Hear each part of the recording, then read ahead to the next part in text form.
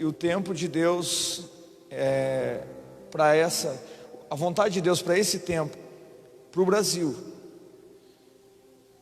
é que a igreja se arrependa, é que o Brasil se arrependa. A mensagem do Evangelho do Reino sempre vai ser: arrependei-vos, porque é chegado o reino dos céus. Amém? Ela não muda, ela continua sendo sempre a mesma. Você pode ver que veio João Batista dizendo: arrependei-vos. Ele chamou raça de víboras, não foi as pessoas que estavam ouvindo ele. Ele chamou raça de víboras os fariseus. Aleluia. Não foi as pessoas que estavam sendo batizadas que João Batista chamou de raça de víboras, Márcio. Ele chamou de raça de víboras os fariseus, que viviam questionando aquilo que ele estava fazendo, porque aquilo não cabia na cabeça dos fariseus. Porque os fariseus, a ideia deles é que as pessoas tinham que estar no templo em Jerusalém, e as pessoas estavam indo no deserto, ouviam um cara doidão que comia mel com gafanhoto, vestido com uma pele de camelo, e isso não entrava na cabeça deles. Diziam: não, mas o povo tem que vir para a igreja, não pode ir lá ouvir esse cara. Irmãos, Deus não está limitado a essas quatro paredes. Amém? A voz profética, ela vai muito além disso. A gente não pode ler. Eu sempre digo que seria ridículo a gente dizer que isso aqui é a vontade de Deus. Não, isso aqui é uma partícula da vontade de Deus. A menor visão de Deus é uma cidade. Amém? E cara, uma cidade, quantos mil habitantes tem em Caxias do Sul? 500 mil habitantes, 700 mil, né? Como que um cara sozinho vai conseguir cuidar de 700 mil pessoas? Eu acredito que Deus vai usar você. Quem está disponível nesses dias? Jesus disse: olha, eu chamei vocês para que vocês vão. Não foi vocês que me escolheram, foi eu que escolhi vocês. João capítulo 15, versículo 16. Ele diz assim: não foi vocês que me escolheram, foi eu que escolhi vocês, e vos nomeei para que vocês vão e dê fruto, e o vosso fruto, o fruto que você gerou, é você que tem que fazer permanecer, não sou eu. Amém? Então nós precisamos entender que os lugares onde Deus tem nos inserido nesses dias são lugares que Deus quer transformar. Eu te pergunto: Deus pode usar você para transformar um ambiente nesses dias? Está disponível para Deus? Por que Deus procura um adorador, irmão? Porque onde tiver um adorador, cara, as águas do Espírito fluem ali. Pode ser no ônibus, pode ser no trabalho, pode ser na rua. Onde ele encontrar um homem com o coração rendido, ele se manifesta. Aleluia. E eu vou dizer para você, diante de Deus, as maiores manifestações de Deus que eu experimentei não foi dentro de uma igreja. A obra de Deus não se faz na igreja. Pastor, eu estou cantando, estou fazendo a obra de Deus. Isso não é obra de Deus. Eu estou pregando, isso é obra de Deus. Isso não é obra de Deus. A obra de Deus não se faz na igreja. A obra de Deus se faz lá fora. Aleluia. É lá no meio da escuridão que você tem que ser luz, né? Se eu acender uma luzinha pequenininha de LED aqui no meio dessas lâmpadas, ela não vai nem fazer diferença, porque já tem outras luzes acesas. Agora pega uma lâmpadazinha pequenininha e leva ela no meio de uma escuridão, para você ver quanta diferença faz. Eu costumo dizer, a gente estava fazendo a aula do Yad Shará aqui. Cara, quem vive buscando os holofotes é porque não tem luz própria. Aleluia. Jesus disse: vocês serão o sal da terra e a luz da igreja. Ele falou a luz da igreja, foi isso? Não, vocês serão a luz do mundo. Aleluia. E eu vou dizer para você, irmão, esses são os dias que eu creio muito nisso. São dias em que Deus vai ter que desabilitar algumas coisas, para que se manifeste aquilo que está dentro de nós. Ele vai desabilitar algumas habilidades, para que a manifestação do poder dele se aperfeiçoe na nossa fraqueza. Você crê nisso? Quem achou Esdras aí na Bíblia? É bem pequenininho o livro, eu sei que é. Esdras capítulo 3, versículo 8. Se quer achar, diga amém. Diz assim: e no segundo ano da vinda à casa de Deus em Jerusalém, no segundo mês começaram Zorobabel e filho de Sealtiel, e Jesua filho de Josadaque, e outros seus irmãos sacerdotes e os levitas, e todos que vieram do cativeiro a Jerusalém, e constituíram levitas da idade de 20 anos e daí para cima, para que aviassem a obra da casa do Senhor. Então se levantou Jesua, seus filhos e seus irmãos, Cadmiel e seus filhos, e os filhos de Judá, como um só homem, para vigiarem os que faziam a obra na casa de Deus. Os filhos de Enadad, seus filhos e seus irmãos, os levitas. Quando, pois, os edificadores lançaram os alicerces no templo do Senhor, então apresentaram-se os sacerdotes, paramentados e com trombetas, e os levitas, filhos de Asaf, com saltérios, para louvarem ao Senhor, conforme a instituição de Davi, o rei de Israel. E cantaram revezes, louvando e celebrando ao Senhor, porque é bom, porque a sua benignidade dura para sempre sobre Israel. E todo o povo jubilou com grande júbilo, quando louvou ao Senhor pela fundação da casa do Senhor. Preste atenção no versículo 12. Porém muitos dos sacerdotes e levitas, chefes dos pais, já velhos, que viram a primeira casa sobre o seu fundamento, vendo perante os seus olhos essa casa, choraram em altas vozes. Mas muitos se levantaram as vozes com júbilo e alegria, de maneira que não se discernia o povo as vozes de alegria e as vozes de choro, porque o povo jubilava com tão grande júbilo que as vozes se ouviam de muito longe. Uau! Cara, essa palavra tem sido como uma espada no meu coração. Aqui tem duas gerações. Uma geração que está chorando por se lembrar de qual foi a causa deles ter sido levado para a Babilônia. E uma geração que jubilava porque viram o que os seus pais aprenderam com os seus erros. Aleluia. Uma geração de pais e filhos. E é isso que Deus está fazendo nesse tempo, que os nossos filhos, até com os nossos erros, eles vão aprender. Alô? Você crê nisso? Dá tempo de correr ainda, irmão. Estenda sua mão para cá, ore por mim, por favor. Abba, nós glorificamos o teu nome, nós te agradecemos. Eu não sou nada, não posso nada sem a tua presença, Espírito Santo. Por isso, nessa noite, fala profundamente aos nossos corações. Fala profundamente ao coração dos pais, ao coração dos filhos, das pessoas que nos ouvem nas suas casas. Esse é um tempo que muitos vão chorar, com um choro de arrependimento, com um choro de aprendizado.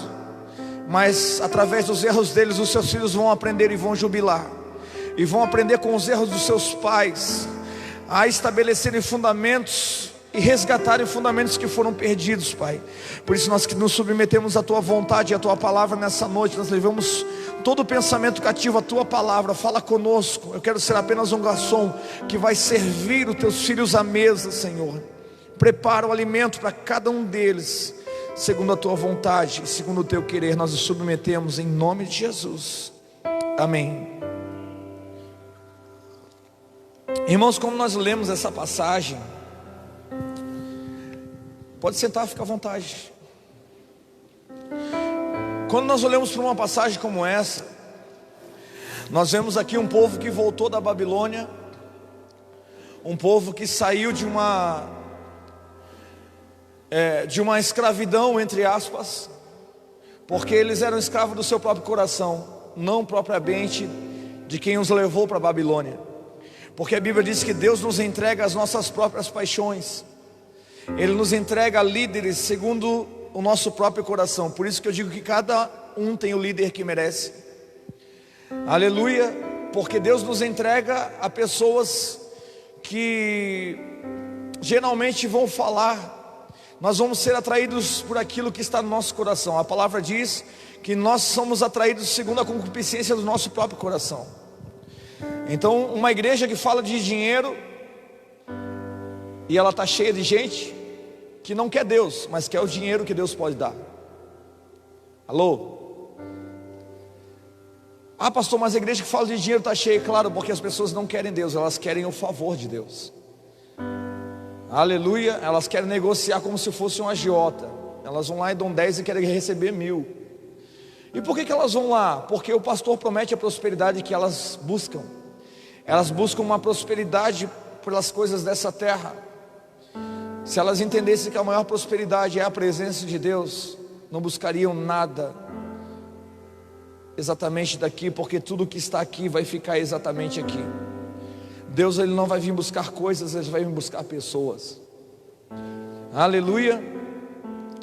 E Deus ele deixou esse povo passar por um processo, por um aprendizado tão tremendo. E quando Deus levanta Neemias para restaurar os muros de Jerusalém, Neemias, ele faz um trabalho estrutural, um trabalho material, e ele sabe que a reconstrução não poderia ser feita de fora para dentro, mas de dentro para fora. Porque, irmãos, se existe alguém que gosta de fazer retrabalho, é Deus. Por isso que a palavra diz que o justo cairá 7 vezes, e todas elas o Senhor o colocará de pé. Se existe um cara que gosta de dizer, vamos lá, tu caiu, levanta. Chega de choro, levanta. Chega de lamúria, chega de ficar lambendo as feridas. Vamos, se levanta. Eu não te chamei para você ficar prostrado. Você caiu, se machucou, mas agora está na hora de você se levantar. Aleluia. A Bíblia diz que há tempo de sorrir, há tempo de chorar, há tempo de abraçar e há tempo de deixar de abraçar, há tempo de afastar. Tem pessoas, cara, que você não vai poder mais se envolver com elas emocionalmente, porque ela se coloca num lugar de auto-vitimismo. Ela nunca é culpada de nada, sempre é o culpado é o outro. Mas ela passou a vida inteira semeando coisa ruim, agora ela está colhendo coisa ruim. E ela coloca a culpa até no diabo, e o diabo vai lá diante de Deus e diz, não tem nada a ver com isso não. O diabo vai lá diante de Deus e diz, não tem nada a ver com isso. Foi ele que semeou. A palavra diz que tudo que o homem semear, ele vai colher. Então esse povo aqui, nós temos nesse episódio aqui 2 gerações. Uma geração que passou quase 70 anos na Babilônia, e agora Deus levanta um libertador chamado Ciro. O Ciro que não conhecia Deus, mas que era conhecido dele. E Deus levanta Ciro. Deus usa as coisas loucas para confundir, sabe, irmão?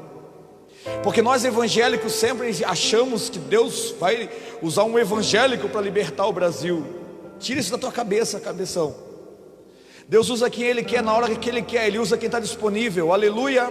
Não depende de um título, não depende de uma nomenclatura, não depende. Depende de alguém dizer, Senhor, eis-me aqui, envia-me a mim, eu estou disponível. Aleluia. E quando Deus decide libertar o povo, eles já estavam 70 anos, quase, cara, 70 anos, você imagina?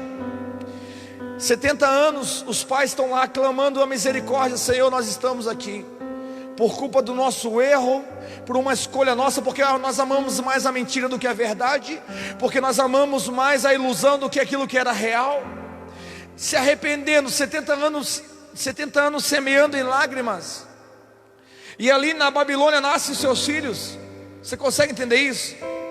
E os filhos começam a ouvir eles falar de um Deus que eles não conhecem. E os pais começam a dizer, filho, quando você crescer, não faça como o pai fez. Porque nós estamos aqui, porque nós fomos desobedientes ao Senhor. Nós amamos mais a mentira do que a verdade. Nós amamos mais o pecado do que a santidade. E por isso Deus nos entregou nas mãos dos nossos inimigos. E hoje nós estamos aqui. E os filhos cresceram vendo os pais semear em lágrimas a libertação dos filhos. Irmão, deixa eu dizer uma coisa para você. A gente fala muito sobre liberdade religiosa. A gente bate muito na religião, que a gente agora é livre. Amém? Quem é livre aqui? Deus te libertou? Amém? Porque uma coisa é, a gente precisa entender uma coisa. Não é só o fato de você ser livre, é o fato de você saber agora o que fazer com essa liberdade. Aleluia. Porque Deus enviou um libertador através do clamor dos pais. Enviou um ímpio que não conhecia Ele. Enviou o cara que não conhecia Deus. E quando esse cara chega lá na Babilônia, ele toma tudo. Está lá os judeus, ele toma todo o ouro, toda a prata, os utensílios da casa do Senhor estavam lá. E ele diz: agora é tudo meu. Aí os caras chegam para ele e dizem assim: ó, Ciro, mas também tem uns pergaminhos aqui do livro do profeta Isaías. Ele disse: é mesmo? E o que está escrito lá? Lá está escrito o teu nome. O meu nome? Sério? Como que Deus escreveu a respeito de mim? Num tempo que eu nem existia. Quanto tempo faz que eles escreveram esse livro? 200 anos antes de você nascer. Cara, tu está falando sério? Sim. E o que está escrito aí? Aí o Senhor diz lá: a Ciro, o meu servo, a quem eu escolhi. Aí ele começa a perguntar: mas por que Deus me escolheu então? Por que Deus me escreveu, não li esse livro, se eu nem tenho nascido ainda? Toda essa vitória, todo esse resplendor de glória, de autoridade que Deus te deu para você vencer as batalhas, não tem a ver com você. Não é porque você é bom, é porque Deus é bom para com o seu povo. Você é apenas a resposta do clamor de um povo. Quem quer ser a resposta de Deus nesses dias ao clamor de um povo que está cativo? Aleluia! Eu quero declarar para você que está em casa aí, que você ainda vai ser a resposta de Deus, aleluia, pelo clamor de um povo. Você ainda vai ser um libertador, porque alguém está clamando, dizendo: Senhor, eu preciso compreender o que é liberdade. Então quando ele chega lá, ele vê aqueles pergaminhos, ele disse: cara, eu não posso segurar isso comigo, e esse povo também não é meu, eu tenho que liberar eles. Se Deus me escolheu para vencer, para tomar a Babilônia, para libertar esse povo, eu preciso deixar eles livres. Amém? Então ele dá uma carta de euforia, de liberdade para os judeus. Agora os judeus precisam voltar para casa. Irmão, quando Deus nos liberta da religião, Ele quer nos levar de volta para casa. Quando Ele nos liberta da religiosidade, da manipulação, é porque Ele está querendo nos levar de volta para casa. Uma vez uma pessoa me perguntou assim: pastor, por quê? Por que, pastor, que as pessoas boas morrem e os ruins ficam incomodando? Já percebeu que as pessoas têm um coração bom, elas têm uma vida curta? Eu disse: porque Deus, o ruim, Ele deixa ficar bom. Porque não está maduro ainda, porque precisa amadurecer, precisa aprender com seus erros, precisa recomeçar. Quantos aqui já recomeçaram alguma vez alguma coisa na sua vida? Deus sempre é um Deus de recomeço, cara. Amém? Agora é interessante porque eles pediram a libertação, Deus enviou o libertador. Glória a Deus. Ciro foi lá, tomou Babilônia, libertou o povo, entendeu que aquilo aconteceu não porque ele era bom, mas porque Deus era bom. Por isso você não deve se gloriar daquilo que você carrega. Se Deus te usa para expulsar um demônio, não é porque você é o cara. Não. Deus te usou por causa da fome do outro, da sede do outro. Aleluia. Deus te usou não é porque você é bom, é porque Ele é bom. Quem lembra que Jesus mandou os 70 de 2 em 2 ir nas aldeias pregar? Quem lembra disso? Amém? Eles foram de 2 em 2. Quando eles voltaram, Jesus falou: e aí, galera, como é que foi? Senhor, pelo teu nome até os demônios se sujeitam a nós.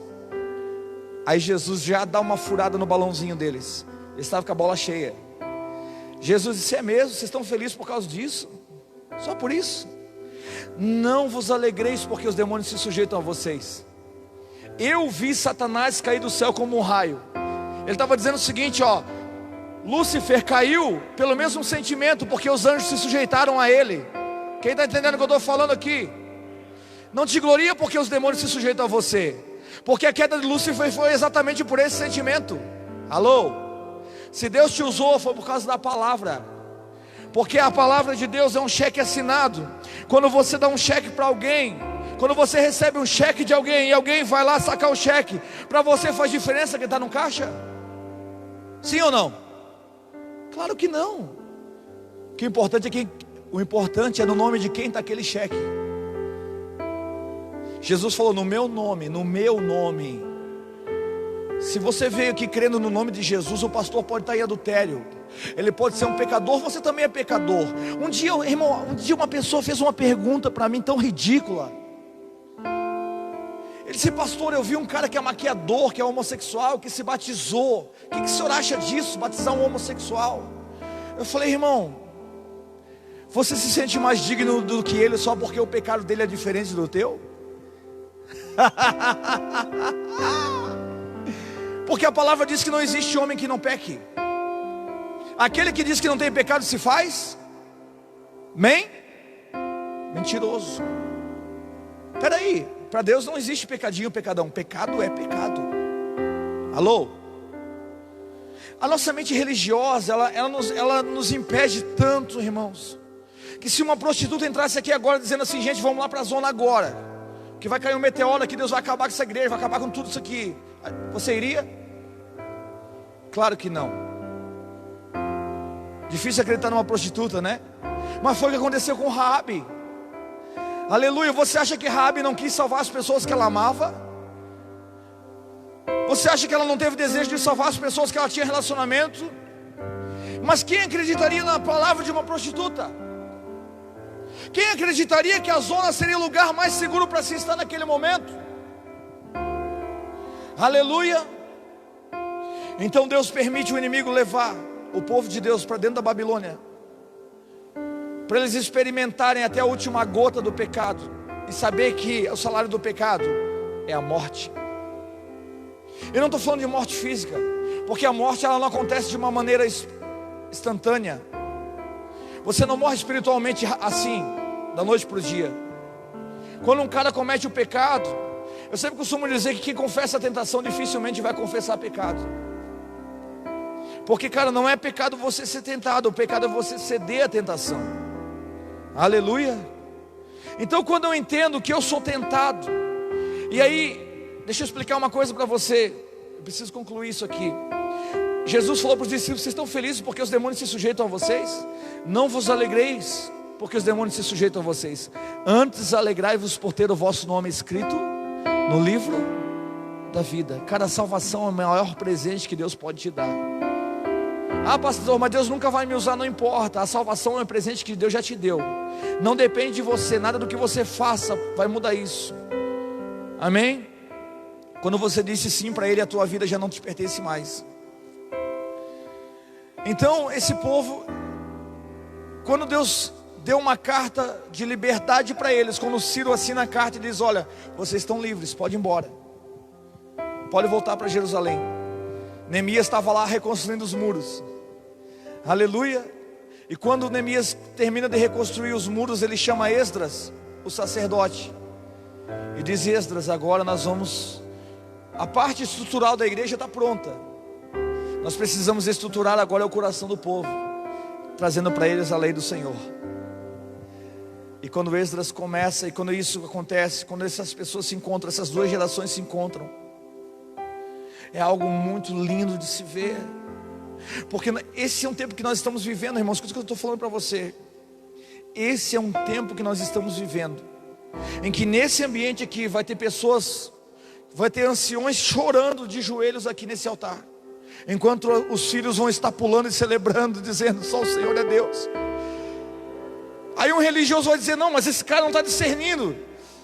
Ei, aquele jovem não está discernindo. Esse está chorando, aquele está rindo. O cara não está discernindo o ambiente. Não, é você que não está discernindo o tempo deles.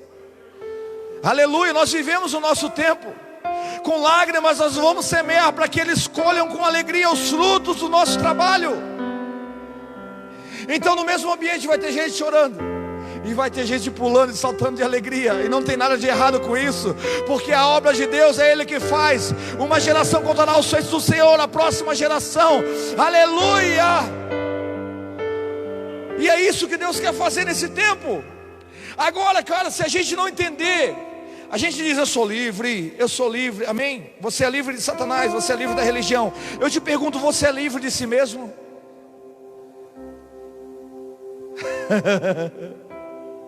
Ou você é escravo do seu ego?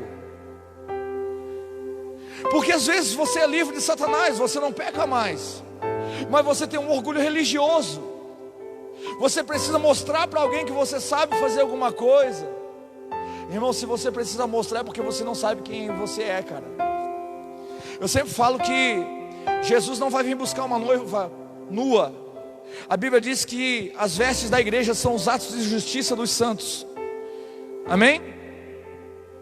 Tem um tipo de veste que quando a noiva vem no casamento todo mundo vê e aprecia, glória a Deus. É o trabalho que a gente faz conjunto. Mas tem um tipo de veste que só o noivo sabe, só o noivo pode ver. São as vestes da intimidade. Esses são os atos de justiça que você faz aonde ninguém está vendo. É quando você estende a mão para o necessitado e não bate fotinho para botar no Facebook.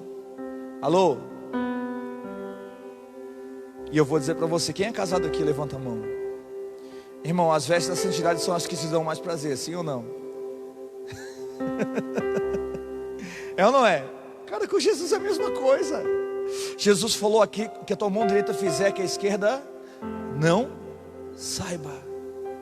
Cara, existem atos de justiça que você vai cometer onde ninguém está vendo. E as maiores manifestações do poder de Deus para libertar o outro vão acontecer em você quando ninguém estiver vendo, quando não tem plateia. Você crê nisso?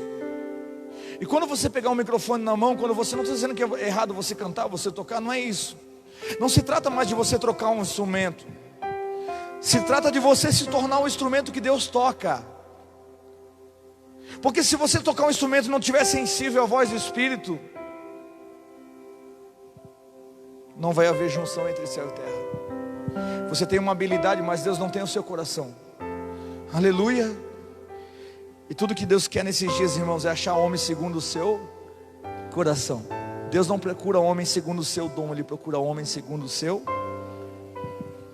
Então assim, um processo é Deus nos dar de volta a liberdade. Outra coisa, nós sabemos o que vamos fazer com ela. Porque agora eu sou livre da religião, amém? Glória a Deus, sou livre da religião. Tá, e agora? Qual vai ser o destino dos teus filhos? Qual é o destino que você vai dar para a próxima geração depois de você? Agora você é livre. Livre de manipulação religiosa, livre de... né? Porque Jesus, a mente religiosa, ela sempre condiciona as pessoas. E Jesus nos chamou para a liberdade, sim, mas não para a libertinagem. Quando os discípulos voltam, os 70 voltam e dizem aquilo para Jesus, Jesus confronta eles, esvazia a bolinha deles e diz: não se alegre porque os demônios se sujeitam, se alegre por ter o vosso nome escrito no livro da vida. Aí eles dizem assim: Senhor, nós vimos um homem que no teu nome expulsava demônio e nós repreendemos ele. Aí Jesus falou: por que vocês fizeram isso? Porque eles não andavam com a gente. Ei, o fato das pessoas não andarem com você não significa que Deus não possa usá-las. Não limite Deus à tua instituição religiosa. Não limite Deus, aleluia, a pessoas que você acha que Deus pode usar, porque Ele usa quem Ele quer. A resposta deles para Jesus foi essa. Jesus falou: por que vocês repreenderam ele? Não era para vocês terem feito isso. O cara estava expulsando demônio no meu nome, deixa ele. Quem comigo não ajunta, espalha. Aleluia. Por que vocês fizeram isso, gente? Porque ele não andava com a gente. Irmão, o fato do cara ser de outra denominação, de outra igreja, não significa que Deus não possa usá-lo. Ele também pode ser um instrumento na mão de Deus. Você crê nisso? Amém? Então o que acontece? Aqui quando eles se reúnem para fazer, para estabelecer do lado de dentro aquilo que Deus já estava fazendo do lado de fora, aleluia, eles começam a trazer para os seus filhos não apenas uma estrutura física, não uma estrutura confortável. Reconstruir Jerusalém, reconstruir o templo do Senhor não podia ser alguma coisa somente física, material, mas teria que ser, aleluia, fundamentos espirituais. E quando ele traz Esdras começa a falar sobre os fundamentos. Se você ler o texto, você vai ver que eles estão falando sobre fundamentos. Aí fala de Zorobabel que começou, e Zorobabel ia terminar aquela obra. Já tinha se passado algumas gerações. E agora eles começam a falar dos fundamentos. E quando começam a falar dos fundamentos, os pais começam a se lembrar o porquê que eles foram levados cativos à Babilônia. Porque eles esqueceram os fundamentos do Senhor. Irmão, a igreja nesse tempo Tem pessoa que fica endemoniada quando eu falo isso. A igreja do movimento vai fechar. Glória a Deus por isso. A igreja do fundamento vai permanecer de pé. Não adianta você vir falar sobre cobertura espiritual. Cara, cobertura espiritual para mim não significa nada. Porque não adianta ter um telhado bonito se o assoalho está podre. Não adianta enfeitar por fora se por dentro o coração do ser humano é mau. Jesus não nos chamou de bons. Ele disse: se vocês que são maus sabem dar boas coisas aos vossos filhos. Ele chamou a gente de bom ou de mal? Por isso que uma igreja sem fundamento, a igreja que viveu só do movimento, não tem mais movimento agora. A igreja está fechadinha. Glória a Deus por isso. Glória a Deus porque não pode mais ter evento. Glória a Deus porque o cara que vivia da oferta agora vai ter que cavar um poço mais fundo, porque ele se movia só dentro dos dons. Alô? Ele se movia só dentro do quê? Dos dons. Então quando começa a ver o quebrantamento, quando o sacerdote começa a falar sobre os fundamentos, e aí aquela geração que entendeu que foi levado escrava porque perdeu os fundamentos, mas não vai perder a oportunidade de trazer para os seus filhos os fundamentos que um dia eles perderam, para que a mesma história não se repita na próxima geração. Quem já cometeu o erro aqui, que se arrependeu, gostaria de voltar no tempo? Eu vou levantar minha mão aqui e dizer: cara, se eu pudesse voltar, eu faria tudo diferente. Deus é um Deus remidor. Você crê nisso, irmão? Você crê? Através do que Jacó foi enganado? E que Esaú foi enganado por Jacó? Por um prato de quê? De lentilha. Olha só que coisa terrível. Você tem dois filhos, um dos seus filhos mente para o outro, engana o outro, e o outro vende a primogenitura por um prato de lentilha.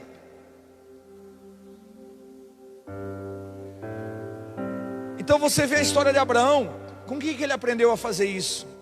Abraão mentiu, Jacó mentiu, Abraão mentiu, Isaac mentiu, Jacó mentiu. A Bíblia diz que Deus visita a maldade dos pais nos filhos até a quarta.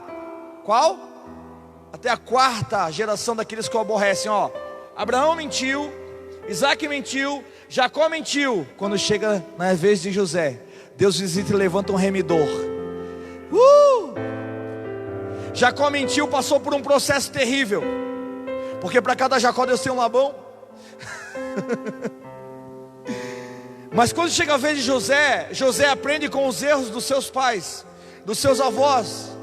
Ele aprende com os erros, e agora ele decide ser um remidor. E ele começa a servir os seus irmãos com uma marmitinha. E ele vai levar uma marmita para os seus irmãos no campo. Quando foi que Deus mudou a sorte de José? Ele estava levando o que para os seus irmãos? Comida. Quando foi que Deus mudou a sorte de Davi? Davi estava levando o que para os seus irmãos? Comida. Davi começou com uma marmita também e terminou como rei de Israel, aleluia. José começou com uma marmitinha lá no campo e terminou com toda a comida. Todo mundo vinha comer na mesa dele, porque Deus é um Deus remidor, cara. Então, eu acredito, uma palavra profética que está lá em Malaquias capítulo 4, que nos dias de Elias, que serão os últimos dias antes do grande e terrível dia do Senhor. Grande e terrível para quem ficar, mas eu vou ser arrebatado, você também? Aleluia. Antes que venha o grande e terrível dia do Senhor, Ele converterá o coração dos pais aos filhos, e dos filhos aos pais, para que eu, o Senhor, não venha e fira a terra com maldição. Deus é um Deus geracional, cara. Amém? O problema é que a gente espiritualiza tudo. A gente acha que vai fazer uma oração e agora o inimigo vai cair por terra.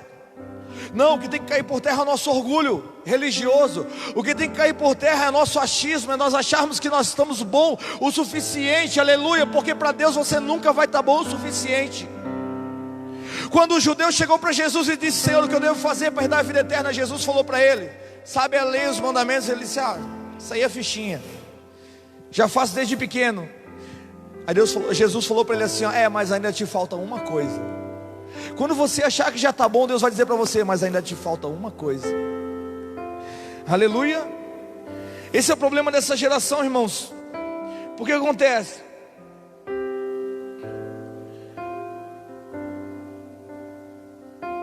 Os filhos aprenderam com os pais a respeito de um Deus que entregou eles às suas próprias paixões. E a consequência, irmão, Deus, Ele te perdoa, amém? Deixa eu explicar uma coisa bem clara para você.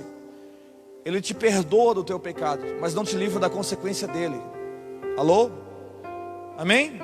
Pastor, Deus me perdoa, agora eu vim para a igreja, agora está tudo resolvido. Eu roubei, eu matei, eu menti, eu defraudei, agora Deus vai me perdoar e eu não preciso mais pagar ninguém. Não, agora tu tem que fazer o caminho de volta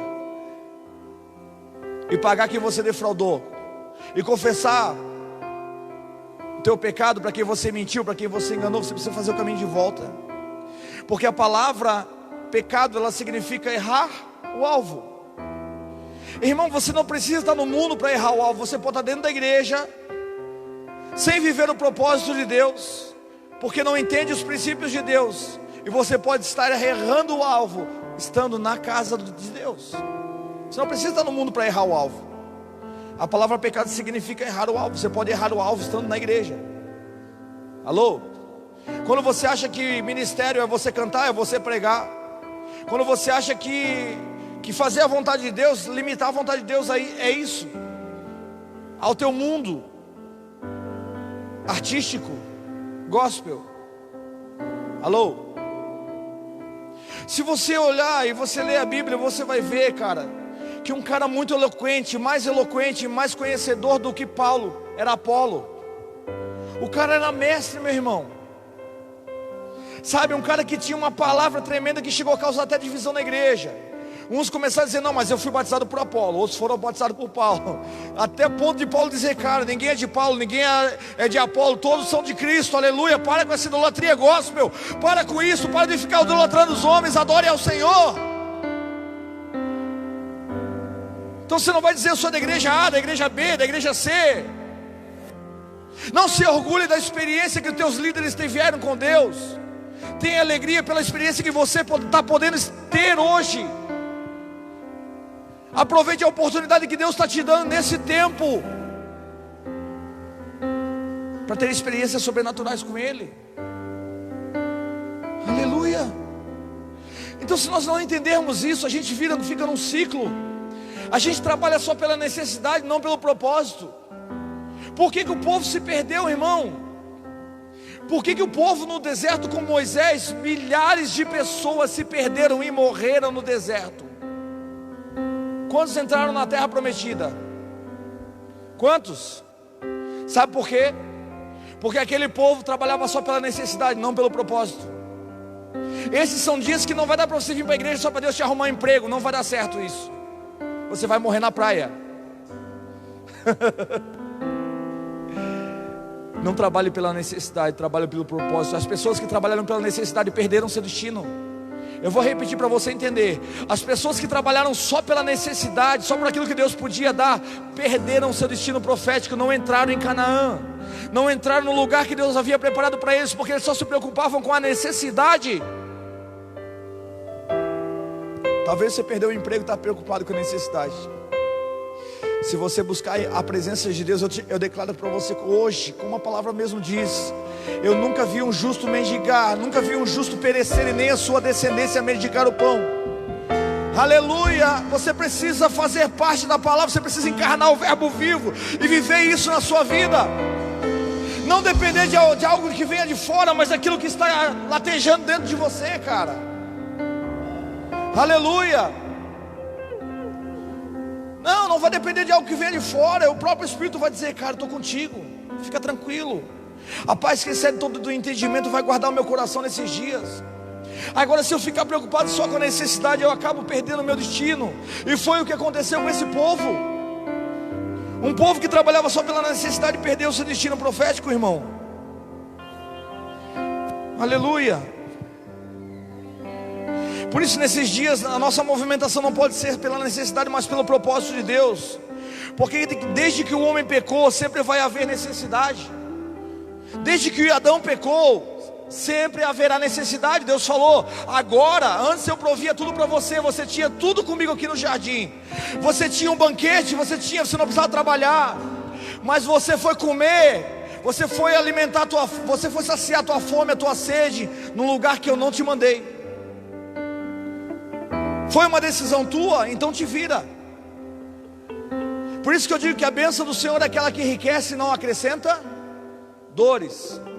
A gente tem um mundo tão evangélico gospel que se o irmão comprar um carro, tem que comprar o melhor, porque pelo carro a gente sabe quanto que o cara está abençoado. Esse cara tem uma Hilux, eu também tenho que ter. Eu vou lá e faço um carnê desse tamanho de 10 anos para pagar. Eu faço o que Deus não mandou eu fazer, agora tá lascando para pagar, né? Tu fez a tua vontade, não foi a de Deus, porque a bênção de Deus é aquela que enriquece e não acrescenta dores. Deus não tem compromisso com aquilo que está no seu coração, mas com aquilo que está no coração dele. Aleluia. Aí a gente faz coisas que Deus não mandou. Pô, tu quer fazer o que eu não te mandei, te vira. Agora do suor do teu rosto, ó, vai suar a camisa, Adãozinho. Tu escolheu desobedecer. É ou não é? Irmão, a gente não pode se mover por necessidade. Ah, pastor, eu vou abrir uma igreja lá. Por que tu vai abrir uma igreja, irmão? Ah, porque todo mundo está pedindo para abrir uma igreja. Fala com Deus. Se você tem uma palavra de Deus, faz. Se você não tem, não faz. Porque necessidade sempre vai ter. Porque o mesmo povo que convence você a pedir para você abrir uma igreja é o mesmo que te abandona depois. Se você se mover pela vontade do povo, e se você estiver ouvindo a voz do povo, dificilmente você vai ouvir a voz de Deus. Porque homens que ouvem a voz do povo fazem como Arão fez. O povo começou a dizer: Moisés não vai descer do monte, está demorando demais. Está demorando. Começaram a tuzinar a cabeça de Arão e disseram: Arão, faz para nós um Deus para a gente adorar. Faz um bezerro de ouro. Aí Arão falou: tá bom, vocês querem que eu faça? Olha aqui, um líder que está disposto a fazer a vontade do povo e não a vontade de Deus, vai usar o dinheiro do povo para construir para o povo um ídolo. Alô? Tá difícil dar glória hoje aqui, né? É verdade. Um líder que está disposto a ouvir mais a voz do povo do que ouvir a voz de Deus, vai usar o dinheiro do povo para fazer um ídolo para ele. Aí Arão falou: tá bom. Ah, vocês querem que eu faça? Ao invés de ele obedecer a Deus, ele foi obedecer a voz de quem? Do povo. Ele falou: então faz o seguinte, pega todo o ouro que vocês trouxeram do Egito e traz para mim. Me traz todo o dinheiro que vocês têm aí, eu vou construir para vocês um ídolo. E foi isso que ele fez. Lembra que eu falei para vocês, cada um tem um líder que merece? Aleluia. Tem gente que vem falar comigo e dizer: pastor, mas lá só pede dinheiro. Eu digo: pois é, né, mano? Fico só ouvindo. Você está fazendo o que lá? Tu é mais corrupto do que ele, porque você está promovendo isso. Alô?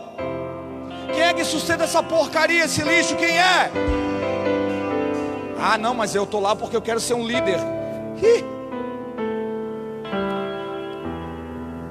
Tu pode até ser um líder, mas se tu não for um pai, o destino dos teus filhos estão comprometido. E tudo aquilo que você conquistar agora, de glamour, de fama, no mundo gospel, vai te custar um preço caro com o destino dos teus filhos. Alô? Eu te pergunto, você está preocupado com o destino dos teus filhos? Ou com um lugarzinho ao sol? Porque eu vou dizer para você, irmão, eu estou preocupado com o destino dos meus filhos. Aleluia. Então o primeiro homem, ele caiu no pecado. O primeiro Adão caiu no pecado porque ele comeu, sim ou não? Sim ou não? Jesus é o segundo Adão, certo? Como é que ele começou o ministério dele? Comendo? Não, 40 dias jejuando, porque ele aprendeu com os erros daquele que passou antes dele. Alô, quem está entendendo o que eu estou falando aqui, cara? O segundo Adão disse: não, o outro foi comer, não deu certo, eu vou começar jejuando. E como o diabo não muda estratégia, porque ele acha que com a gente vai funcionar da mesma forma, ele chega para Jesus e diz assim: transforma essa pedra em pão. Tu é mesmo filho de Deus? Transforma aí, tu está com fome, eu sei que tu está com fome. Porque a primeira vez deu certo, deu ou não deu? Só que com Jesus ele quebrou a cara, porque a fome de Jesus era fazer a vontade do Pai. Jesus disse: a minha comida e a minha bebida é fazer a vontade do meu Pai que está nos céus, aleluia. A fome dele não era por nada dessa terra, mas era por algo que era eterno, aleluia. Se esses dias forem dias de a gente só pensar em encher barriga, só pensar em, mas o que eu vou comer, o que eu vou vestir, Jesus falou, cara, buscai primeiramente o reino de Deus e toda a sua justiça, e as demais coisas deixa para mim, cara, não vai faltar nada, fica tranquilo.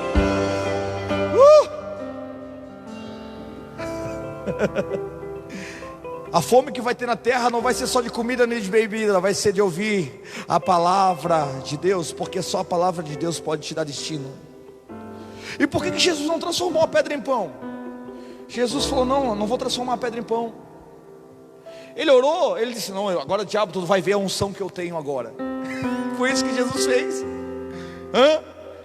Tu vai ver a unção agora, quer ver, irmãos? Aqui, aquele da flecha que eu vi um vídeo esses dias. Pelo amor de Deus. E tem gente que sustenta essa porcaria ainda, irmãos. Pelo amor de Deus, que falta de entendimento, cara. Meu Deus, nós oramos para que isso mude, Senhor. Liberta o teu povo nesses dias através do conhecimento, Jesus. Jesus olhou para o diabo e disse: quer ver minha unção, diabo? Foi isso que ele falou? Não, ele disse: ei, capeta, tu quer pregar para mim?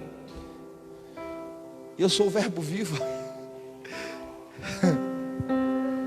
Essa palavra que está na tua boca sou eu. Por isso que João falou: no princípio o verbo era Deus, o verbo estava com Deus, e o verbo se fez carne e habitou no meio de nós, aleluia. Até o diabo estava com Jesus na boca. Ele usou o próprio Jesus para tentar Jesus. Consegue entender isso? Usou o Salmo 91, ele disse: olha, lança-te daqui abaixo, porque está escrito, eu conheço a palavra, está lá no Salmo 91. Aí Jesus disse: mas também está escrito, não tentarás o Senhor teu Deus. E sabe por que ele não transformou a pedra em pão? Se você ler 1 Pedro capítulo 2, a Bíblia diz que nós somos pedras vivas. Nós somos o quê? Nós somos o quê? Quem é pedra viva aqui? Sabe por que ele não transformou a pedra em pão?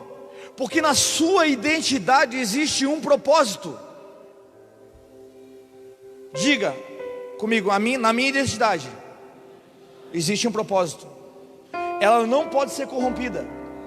Sabe por que Jesus não transformou a pedra em pão? Com que foi que Davi derrubou Golias? Com uma? Ei, você vai ser a pedra que Deus vai usar nesses dias para derrubar muito gigante, cara. Você só precisa estar na mão do cara certo, aleluia. Por que ele não transformou a pedra em pão? Porque na sua identidade existe um propósito. E Jesus, ele não corrompe a sua identidade por causa de uma necessidade.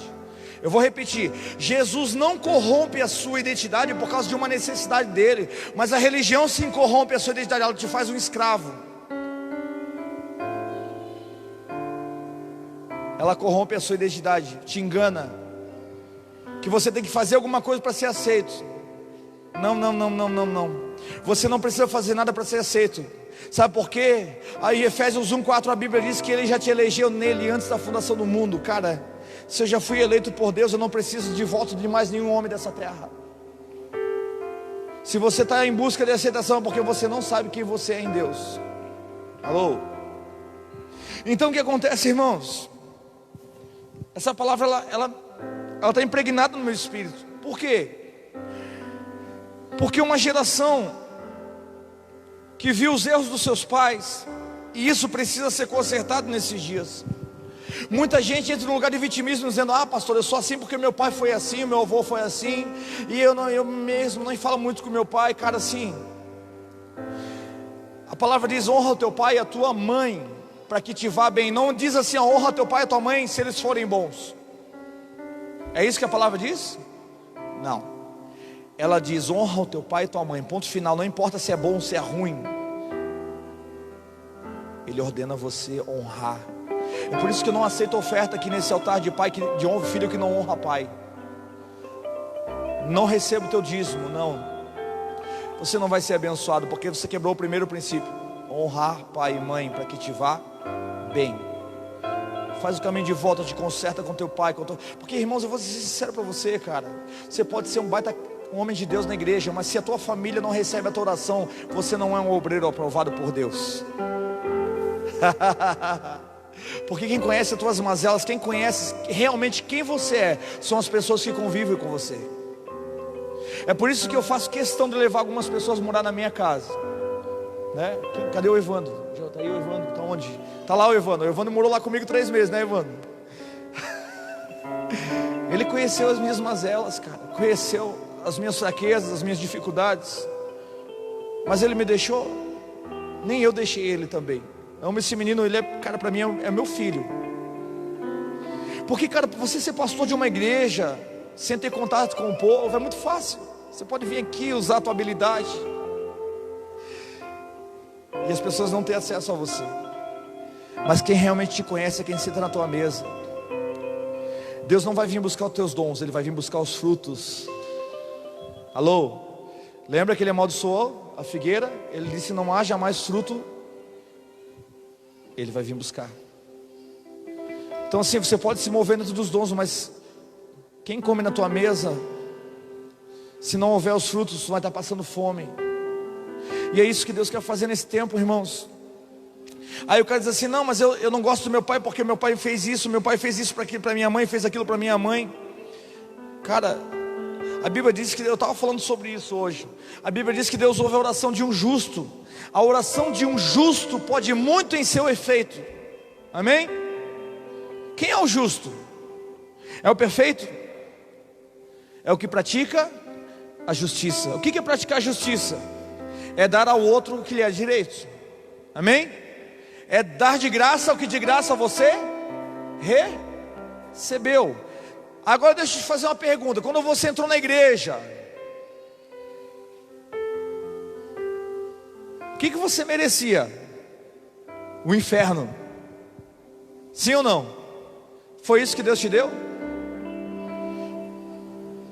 Quando você entrou na igreja, você recebeu perdão. Sim? Quem recebeu perdão aqui? Amém? Você merecia? Não, mas você recebeu. Então você tem que dar.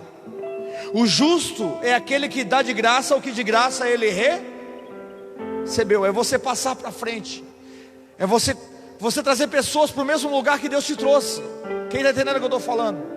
Ah, mas eu não vou perdoar, porque ele não merece, você também não merecia, mas você recebeu. Então você tem que dar. Se você não dá o que você recebeu, Deus nem te ouve, porque Ele só ouve a oração do justo. E o justo é aquele que dá aquilo que ele recebeu. Ah, eu vou sair de uma igreja. Tem crente que é igual, ele é discípulo de Satanás. Ele vive de rodear a terra e passear por ela, não para em lugar nenhum, não cria raiz em lugar nenhum. Por quê? Porque ele briga com todo mundo. Ele tem raiz de amargura com todo mundo, tem inveja de todo mundo. Sai porque alguém ofendeu ele. Sai porque não conseguiu dar aquilo que ele recebeu. Aí ele vai para outra igreja. Deus não ouve esse cara. Ele pode orar, ele pode jejuar, ele pode sacrificar. Irmão, Jesus ele deixou bem claro que sacrifício ele não quer. O que ele quer é obediência. Aleluia. Para de sacrificar, de ser um religioso. Começa a praticar justiça. Você recebeu amor, então você tem que amar. Pá, não gosta daquele cara, vai ter que aprender a gostar.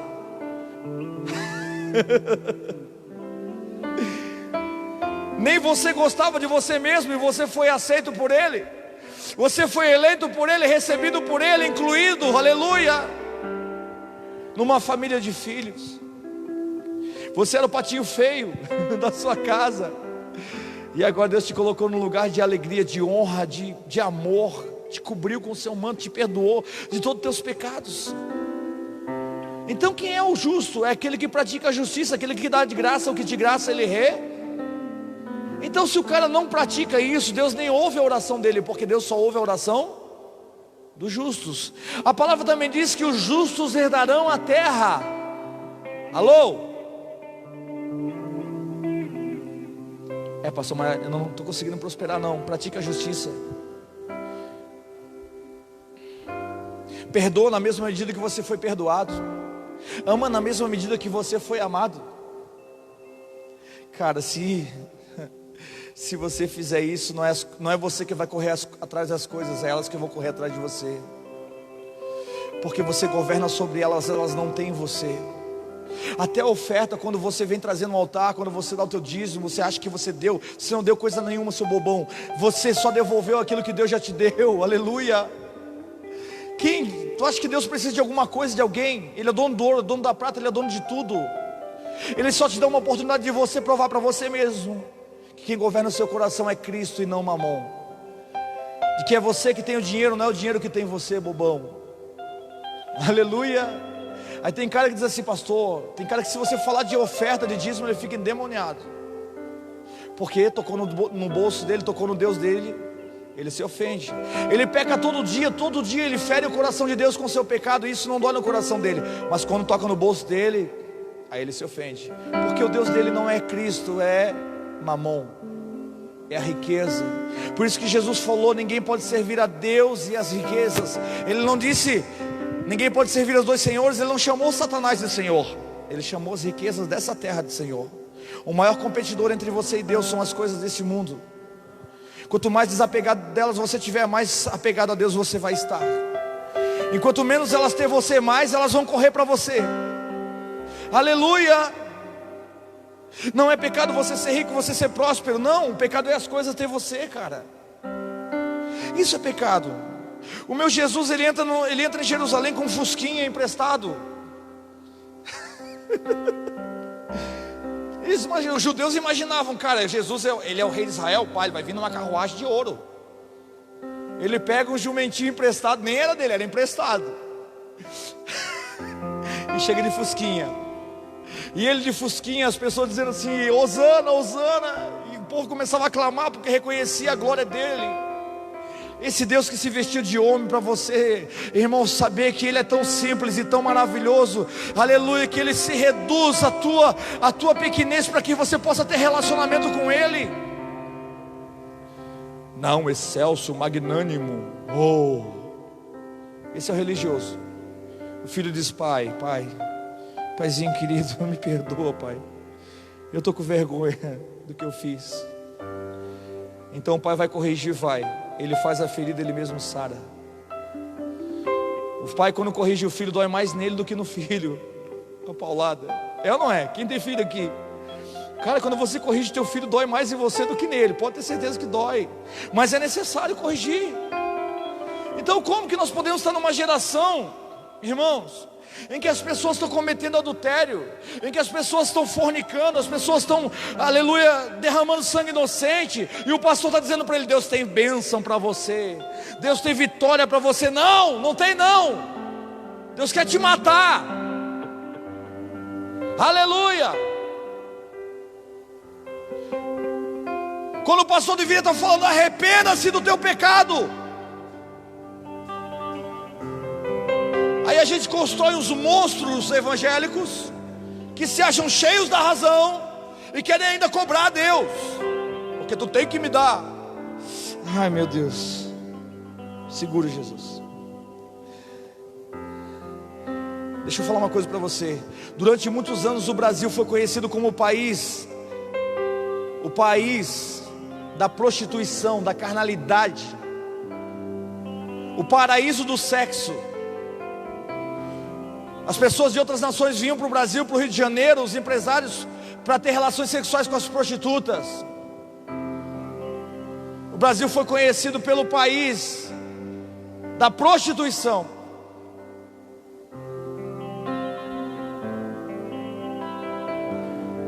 Aí se você analisar, quando Caim matou Abel, Deus falou para Caim assim, cadê o teu irmão? Ele disse, eu não sei onde está meu irmão, não sou guardador dele. Ele falou, o sangue do teu irmão clama por justiça. Você sabia que o sangue tem voz? Quem sabia que o sangue fala? Você sabia que o sangue fala? O sangue fala. Agora, se o sangue de um pecador chamado Abel clamava por justiça, eu te pergunto, quanto aborto foi feito no Brasil por causa da prostituição? Quanto sangue derramado nessa nação? Quanto sangue foi derramado nesse país por causa da prostituição? E nós que somos filhos de Deus, que deveríamos estar chorando pelo pecado dessa nação, estamos dizendo: Deus tem bênção para você, Deus tem vitória. Não tem, não. Por que eles fazem isso, pastor? Para encher o bolso de dinheiro, porque o povo é atraído por aquilo que massageia o ego dele. Alô? Quando deveria dizer: arrependam-se.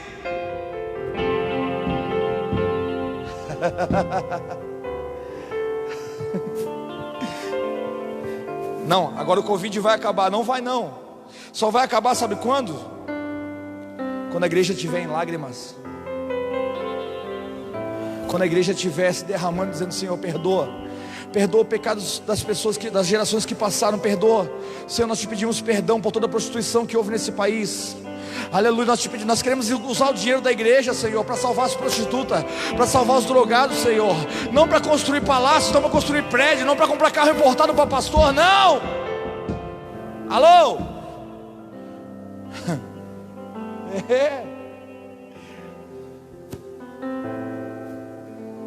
Se ninguém tem coragem de falar, eu falo.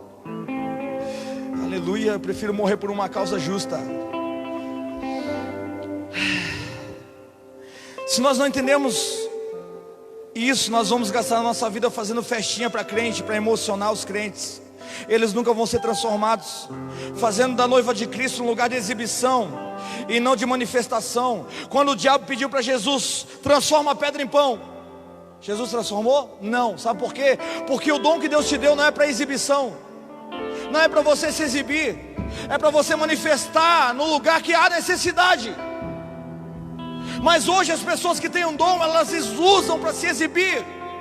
Aleluia, usam o dom. E isso, irmão, o diabo só toca quando ele tem legalidade.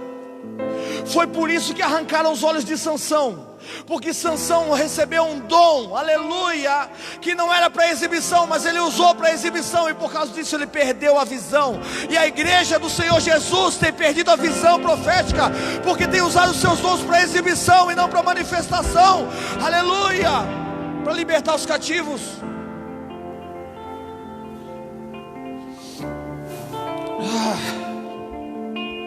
Então, pastor, o que nós devemos fazer?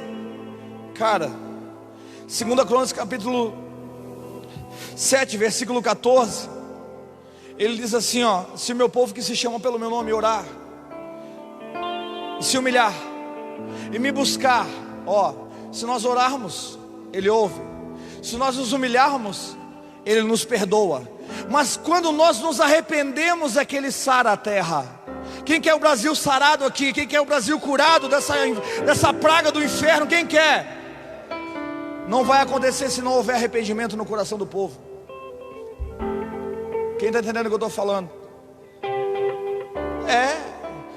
Pastor, você está ficando doido? Sim, é só os doidos mesmo que entendem algumas coisas. Se você olhar a palavra, irmão, você vai ver que quando alguns fariseus chegaram para Jesus, os mestres fariseus chegaram para Jesus e disseram assim para ele, ó: Senhor, mostra-nos um sinal. Nós queremos ver um sinal de que tu és o Filho de Deus. Jesus falou para vocês: não tem sinal. Não tem sinal. É fácil você saber quem é fariseu e quem é discípulo. O fariseu vive correndo atrás de sinal. O discípulo são os sinais que acompanham ele. Ele disse: esses sinais acompanharão aqueles que creem. Aleluia. Se você é crente que vive correndo atrás de sinal, irmão, você está mais perdido que segue um tiroteio. Porque a Bíblia diz que nos últimos dias Satanás também fará sinais, que se possível enganará até os escolhidos de Deus. Cuidado com isso. Aí Jesus disse: não, para vocês não tem sinal. Agora eu vou dizer uma coisa para vocês. O único sinal que vai ter para vocês vai ser do profeta Jonas. Por quê? Porque Jonas havia passado 3 dias dentro do ventre de um peixe. Sim ou não? Aí Jesus estava dizendo o seguinte: eu vou morrer e no 3º dia eu vou ressuscitar. Era esse o sinal que eles iam ter. Para os fariseus esse é o único sinal que eles iam conseguir discernir. Amém? Aí ele conclui dizendo assim, ó: mas a geração de Jonas vai ressuscitar. Ela vai ressurgir para condenar vocês. Por quê? Porque Jonas não expulsou demônio. A Bíblia diz que Jonas expulsou demônio? Não. Jonas ressuscitou morto? Jonas andou sobre as águas? Não. Ele não fez nenhuma manifestação de poder, porém o povo se arrependeu. Jesus estava dizendo o seguinte: vocês estão vendo eu expulsar demônio, vocês estão vendo eu ressuscitar morto, vocês estão vendo coisas sobrenatural, só que vocês não se arrependem. Vocês estão tendo níveis de revelação da palavra que eu estou trazendo para vocês, mastigadinha, dando na boca de vocês. Vocês estão experimentando coisas que eles não experimentaram, porém vocês não se arrependem. Aleluia! E eu vou dizer para essa geração de cristão de meia boca que tem no Brasil, que recebeu muita manifestação de poder, que foram batizados com o Espírito Santo, que foram cheios do Espírito Santo, que hoje se movem dentro dos dons, porém não se arrependem. Aqueles que você chama de religioso, aleluia, ele pode ser levantado para condenar você, porque na geração dele sabia muito menos que você da palavra, mas havia muito mais temor. Quer revelação na palavra, crente? Tu quer revelação? Tu quer revelação, tu quer profundidade? Eu vou te dar. Agora você precisa ter responsabilidade com aquilo que você vai aprender, porque isso pode se tornar maldição para você em vez de bênção. Porque enquanto você é ignorante, você não conhece, Deus não pode te cobrar. Mas depois que você conhece, não tem mais misericórdia, aí é juízo. Era isso que Jesus estava falando para eles. Cara, Jonas não fez o que eu fiz, porém o povo se arrependeu. Vocês estão vendo a manifestação do Espírito Santo, vocês estão vendo coisa tremenda e vocês não se arrependem. Eu vejo uma geração de cristão, irmão, que canta, que prega muito bem, que faz um culto muito bonito, aleluia, aparentemente, mas a sua vida não é transformada. Continua mentindo, continua enganando, continua cometendo coisa errada, continua adulterando, continua traindo a esposa, continua visitando sites pornográficos. E você é o homem Bíblia, grande coisa. Um cara que conheceu muito menos Bíblia que você, mas que se arrependeu muito mais, pode ressurgir para colocar você em condenação, porque ele recebeu muito menos. Porém eu vi muito mais transformação, porque ele se arrependeu e você não. Eu sei que essa palavra é dura, mas ela é verdadeira. Eu preciso trazer a verdade para você, porque a libertação não é expulsar demônio. Libertação é o conhecimento da verdade. Jesus falou: conhecereis a verdade e a verdade vos libertará. Então eu estou preocupado, irmão, não é com ter uma igreja bonita aqui em Caxias do Sul, não é teu nome Mevan, não, irmão, não idolatre o Mevan, por favor. Sai dessa idolatria gospel. O que Deus tem com você é com você, o que Deus tem comigo é comigo, o que Deus tem com o outro é com o outro. É pessoal, o negócio de Deus com você é pessoal. Aleluia. Se Deus não puder transformar você, Ele não vai transformar nada que está à sua volta. Você pode frequentar a melhor igreja, você pode frequentar, ter o melhor pastor, mas se você não morrer para si mesmo, se você não deixar Deus te matar, a palavra te confrontar, você jamais vai nascer de novo, cara. Eu conheço um monte de gente, irmãos, que hoje toca bem, canta bem, prega bem, porém é mentiroso, caloteiro. Por que isso aconteceu? E como é que canta assim? Por isso que a vida dele, irmão, se a tua vida não falar mais que as tuas palavras, fecha a tua boca. Não envergonha o nome de Jesus, cara. Aleluia. É verdade. Eu preciso falar isso, irmão, porque não, cara, não dá mais. Aquele negócio de ficar massageando o ego de crente, festinha para crente. Jesus falou: mais alegria tem no céu por um pecador que se arrepende do que por 99 que não precisam de arrependimento. A gente quer fazer festa para 99, sabe? Por isso que a igreja está depressiva, porque a Bíblia diz que a alegria do Senhor é a nossa força. E o que alegra o coração do Pai? É quando um pecador lá fora se arrepende. Mas a gente quer fazer festinha para crente, aí a igreja fica depressiva. O clube dos crentes depressivo. Eu te pergunto, quantas almas você ganhou para Jesus esse ano? É bem fácil. Para você, responda para você mesmo: quantas almas você ganhou para Jesus esse ano? Quantos filhos que estavam longe da casa do Pai, quantas ovelhas perdidas que você trouxe de volta para a casa do Pai esse ano?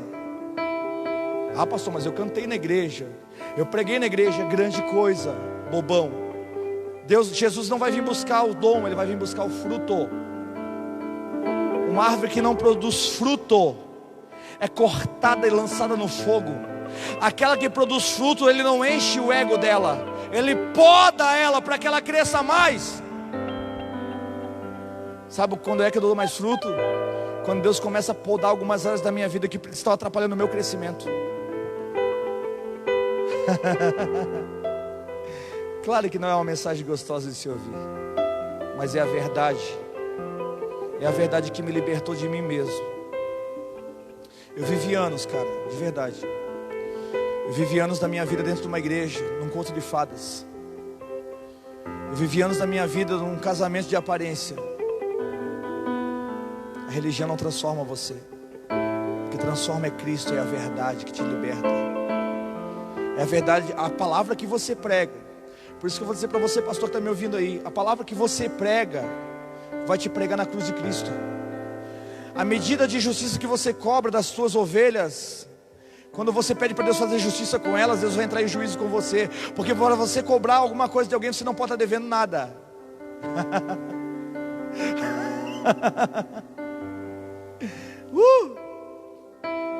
Começa a pegar o teu caderninho e anotar tuas contas que você deve aí. E começa a fazer o caminho de volta e consertar os erros que você deixou para trás. Que quando teus filhos assumirem o teu lugar, você não vai deixar uma herança, você vai deixar um legado para eles. Você não vai deixar uma herança física, material. A prosperidade não é o dinheiro que você vai deixar, mas é o ensinamento que eles vão adquirir através da sua experiência com Deus. Foi por isso que quando Davi pecou, irmão, Davi pecou, ele entendeu tanto isso, que ele escreve o Salmo 91, quando ele pecou, ele se joga, ele disse: Senhor, pode tirar o trono, pode tirar, eu não quero mais ser rei, não quero mais nada, só não retires de mim o teu Santo Espírito. Aleluia. Cara, homens que estão dispostos a abrir mão de algumas coisas para ter de volta a presença do Espírito. Irmão, eu te garanto que você, cara, se você for conduzido pelo Espírito de Deus, não vai te faltar nada, cara. Você pode ser um Elias que está lá no ribeiro de Querite. Sabe de onde que vinha aquela carne que os corvos traziam? Vinha do telhado de Acabe. O cara que queria matar ele, Deus mandava os corvos ir lá na casa dele, pegar a carne dele e trazer para o profeta. Ei, Deus vai sustentar os profetas nesses dias, sabe por quê? Se o teu compromisso é com Deus e não com os homens, aleluia, Ele vai tirar das pessoas que te perseguem e vai colocar na tua mesa, para tu saber que quem te sustenta é Ele, é o Senhor. É a palavra dele o teu sustento. Não é o teu emprego, não é o teu patrão, não é o Bolsonaro, não é da esquerda, não é da direita, é do alto. Aleluia. Quem está disposto? Quem está disposto? Se não for para viver isso, cara, vou dizer uma coisa para você: você vai passar uma vida inteira dentro da igreja e mesmo assim vai perder a sua salvação. Vai perder. Você não vai deixar um legado para os seus filhos. Eu te pergunto, Davi, até hoje, para você ter uma ideia, até hoje os judeus vão no túmulo de Davi adorar a Deus lá, porque eles acreditam que estando mais perto de Davi, eles estão mais perto de Deus. Agora eu te pergunto, qual foi o legado que Davi deixou para os seus filhos? Destruição, desgraça. Sabe por quê? Ele derrubou o gigante que estava do lado de fora, mas o gigante que estava do lado de dentro dele derrubou ele. A gente vive sempre se justificando, sempre tentando derrubar as coisas do lado de fora, quando Deus quer derrubar a gente por dentro. Aleluia. Quando por dentro eu bato no meu peito e digo: cara, eu preciso morrer, eu preciso ser transformado, não posso continuar assim. Irmãos, eu vou dizer que nós estamos numa geração, você está me ouvindo na internet aí, essa é uma geração que você não vai fazer força para ganhar alma, a colheita vai ser muito grande. Porque os céus e a terra estão pregando o Evangelho, porque os evangélicos falharam. Hoje você encontra um desviado, você não precisa falar de Bíblia para ele. Você falava de, se você encontrasse um cara desviado, hoje, antes de acontecer esse negócio do vírus, se você encontrasse um cara desviado, se você fosse falar para ele: ó, mano, você precisa voltar para a igreja. Que? Eu para ser crente, igual esses crentes aí, para estar aí na igreja, igual essas igrejas que estão aí. É aquela soberba, né? O cara ele se aposta do pecado dos outros para justificar os dele. Eu estava falando esses dias, a gente foi almoçar no restaurante, um cara que estava servindo a gente lá, o garçom, ele é desviado, ele viu a gente orando pelo alimento, ele veio me servir, ele falou: o senhor é pastor, né? Eu falei: aham. Pai, está se cumprindo a palavra de Deus, né, pastor? Eu falei: sim, mano, está se cumprindo. Pai, eu preciso voltar para a igreja. Você não vai precisar pregar mais, você só tem que estar disponível. Porque eu vou dizer uma coisa para você, irmão: a arca de Noé não era um lugar agradável. Tinha cocô, tinha xixi de bicho, tinha bicho gritando, tinha sogra dentro, tinha o sogro, a família, que é onde a gente mais é moldado.